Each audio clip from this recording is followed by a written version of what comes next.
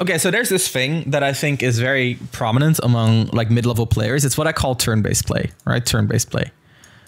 And what turn-based play is basically like, oh, you attack me, I shield, then I attack you, then you shield, then you attack me, then I shield, then I attack you, etc. You just take turns. Or, oh, I miss a move, and then you try to punish me, and then I shield it, and then I try to hit you, and then I miss, so then I have to shield, and you try to hit, right? It's like attack, defend, attack, defend, attack, defend. And that's kind of what we're seeing from Glutonny here. It's like he's trying to defend and then immediately attack, or like after he's attacking, he's immediately defending, stuff like that. He's a little bit, of course, it goes way deeper than that for Gluto because he has a lot more fundamentals, but the essence of it is kind of here, which is a little bit sad to me. Against Kazuya is also aggressive. I agree. It's a big problem I have. Yeah, it's good to realize it. Okay. Look, like this is what I mean, right? And this is not a bad thing, by the way. Sometimes it's turn-based play is like a good thing, but forward tilt, I missed shield. Now Light attacks me, he misses, I attack him, then I shield. Okay, he doesn't do anything, then I attack, shield. Oh, he hit my shield, I attack. Oh, I missed, shield, and then you see what I mean? This is literally turn-based. What's the goal to do instead of turn-based play? So the goal is that instead of taking your turn after shielding something or taking your turn after they missed, to instead more objectively analyze the situation and decide if you can actually take your turn, and to gather information regarding turn taking to see if that's stuff that you can abuse. So a really good example would be in Street Fighter. So I'm going to talk to you about Street Fighter because it's a little bit straightforward. So we have Ryu who punches.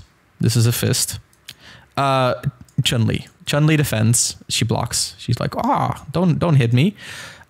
This moment, this move, let's say it's like -2, right? So after this, Chun-Li is +2, so she has an advantage. In other words, Ryu is at a disadvantage. So now, well, why are your doodles so good? These doodles are awful.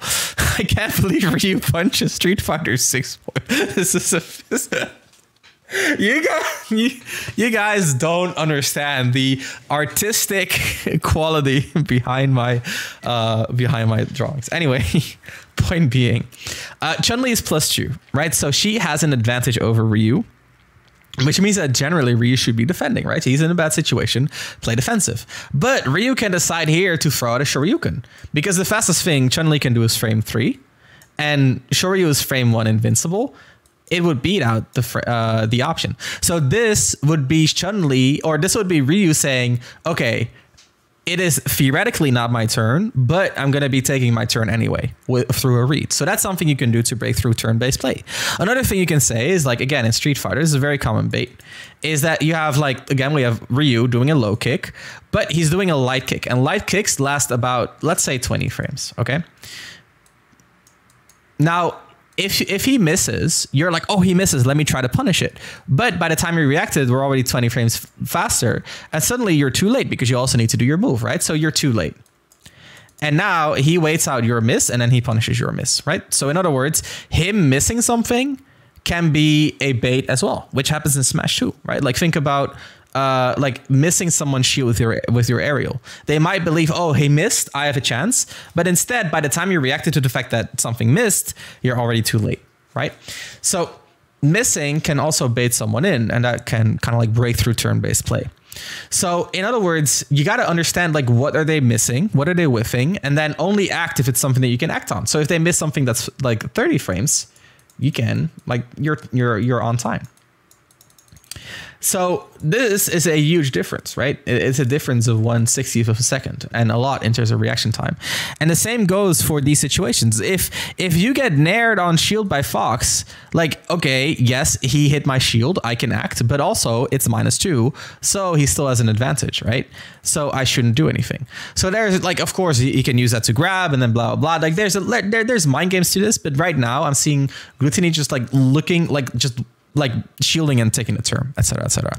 I never understood why Glutonny likes Battlefield. The reason Glutonny likes Battlefield is because he can bait in the air and then use platforms to mitigate the risk of being in the air, which is very, very powerful for Wario, to be fair. But against Fox is also like a little bit iffy. Not every moment is the right moment. Exactly. You gotta be objective. And sometimes, right? Like the most important thing in this whole ordeal is to say, I could not react. I'm not sure. So I'm not going to do it.